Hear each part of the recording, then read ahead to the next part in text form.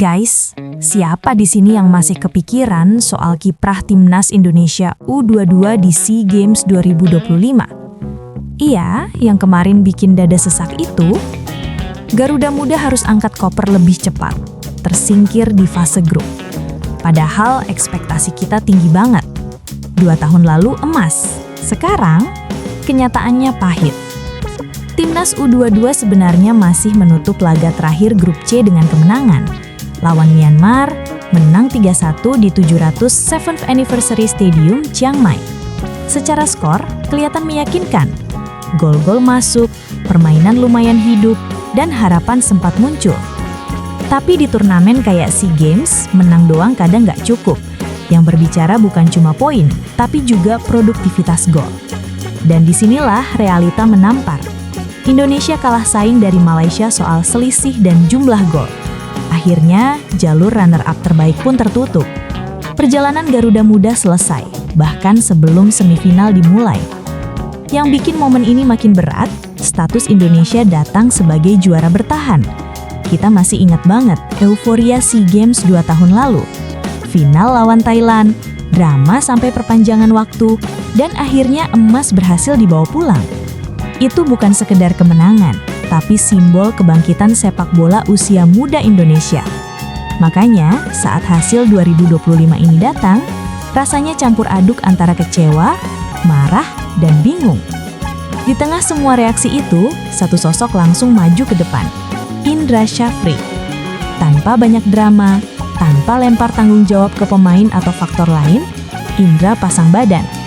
Dalam pernyataannya, dia bilang dengan tegas bahwa secara teknis, orang yang paling bertanggung jawab atas kegagalan ini adalah dirinya. Kalimat sederhana, tapi maknanya dalam banget.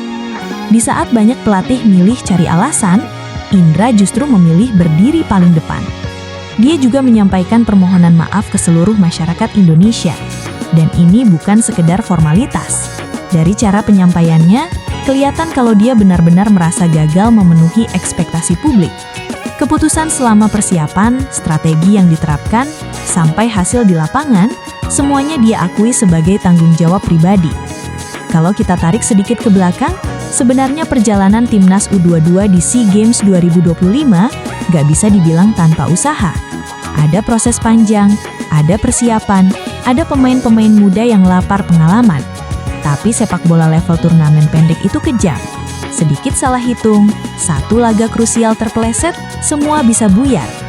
Kekalahan dari Malaysia jadi titik paling menentukan. Bukan cuma soal kalah di papan skor, tapi efek dominonya. Gol yang kurang, margin yang tipis, dan akhirnya Indonesia harus berharap pada skenario yang gak sepenuhnya ada di tangan sendiri. Saat harapan itu gak terwujud, ya begitulah akhirnya. Yang menarik, respons Indra Syafri ini langsung memicu perdebatan di kalangan fans. Ada yang bilang, respect, ini baru pelatih. Ada juga yang merasa minta maaf saja nggak cukup.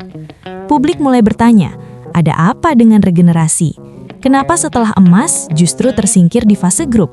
Apakah sistem kompetisi usia muda kita benar-benar siap menopang level internasional? Pertanyaan-pertanyaan itu valid, karena kalau kita jujur, kegagalan ini bukan cuma soal satu turnamen. Ini soal konsistensi. Soal bagaimana pembinaan pemain muda berjalan dari klub ke timnas, soal kesiapan mental, taktik, dan kemampuan beradaptasi di turnamen singkat dengan tekanan tinggi. Indra Syafri sendiri bukan nama sembarangan. Dia punya rekam jejak panjang di sepak bola usia muda Indonesia. Dari Piala AFF U19, SEA Games, sampai berbagai turnamen kelompok umur lainnya. Dia tahu betul rasanya jatuh dan bangkit. Maka ketika dia bilang ini tanggung jawab saya, itu bukan cuma kalimat aman. Itu refleksi dari seseorang yang paham betul posisinya. Tapi tentu saja tanggung jawab pelatih tidak berarti pemain bebas dari evaluasi. Para pemain U22 ini mayoritas masih sangat muda. Buat mereka, kegagalan ini bisa jadi luka, tapi juga bisa jadi pelajaran besar. Sepak bola internasional nggak cuma soal skill, tapi juga soal konsistensi, efisiensi, dan kecerdikan membaca situasi. Buat kita sebagai fans, wajar kalau kecewa, wajar kalau emosi. Tapi di saat yang sama, mungkin ini momen yang pas buat tarik nafas dan melihat gambaran yang lebih besar. SEA Games memang penting, tapi ini bukan akhir dari segalanya. banyak pemain di skuad ini yang masih punya waktu lanjang untuk berkembang. Pertanyaan sekarang, apa langkah berikutnya? Apakah akan ada evaluasi total? Apakah Indra Syafri tetap dipercaya?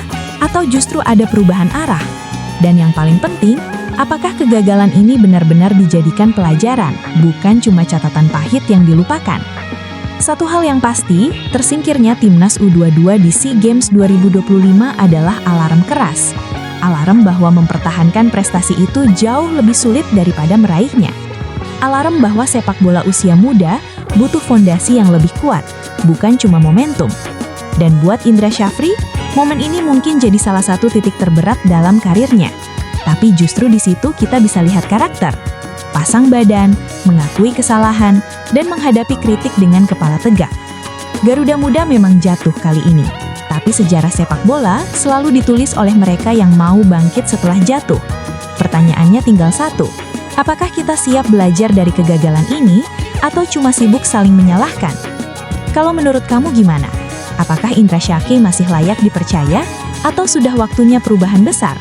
Tulis pendapat kamu di kolom komentar, dan jangan lupa, sepak bola kita maju bukan cuma karena menang, tapi karena mau jujur melihat kekurangan. Kita tunggu babak berikutnya dari perjalanan Garuda Muda.